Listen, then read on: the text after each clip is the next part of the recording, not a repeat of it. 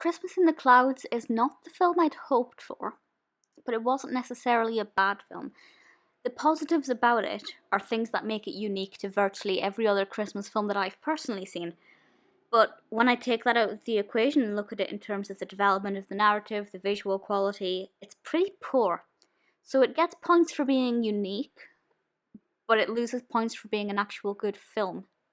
This was released in 2001, and I'll be honest, it feels much older. It feels really dated. It looks dated. The visual quality really is not good. It feels very dull and faded.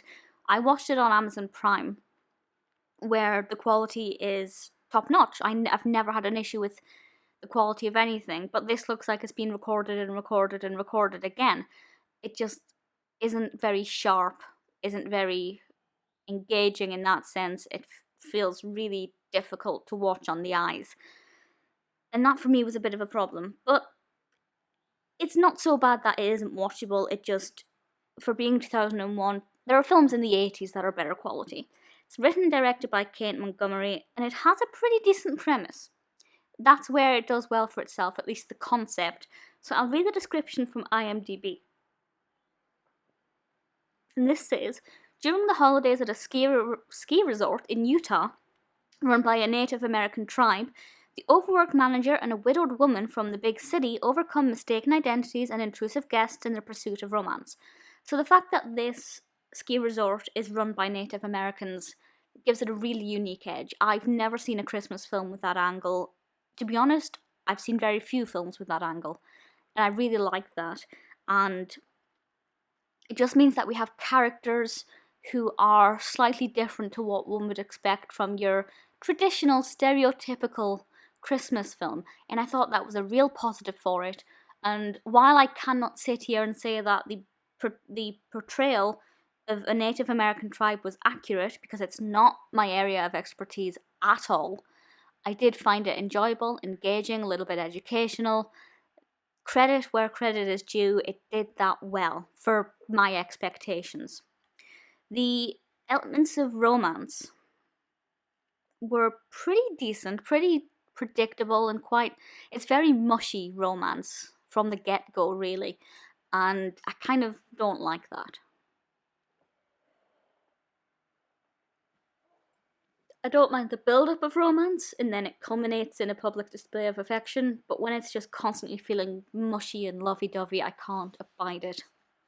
In terms of it being a Christmas film, I liked its soundtrack. It had a decent soundtrack, but it otherwise didn't feel massively festive. Certainly there are more Christmassy films than this, but it wasn't completely void of all Christmas. The cast were good. There's nobody I had any issues with. I don't believe I knew any of the actors before I watched this, but don't quote me. We have some interesting characters, and that really makes it watchable, with some really great Native American names. We have Ray Clouds on Fire, Joe Clouds on Fire, Tina Littlehawk. I liked her. She's played by Mariana Tosca. I really liked that character.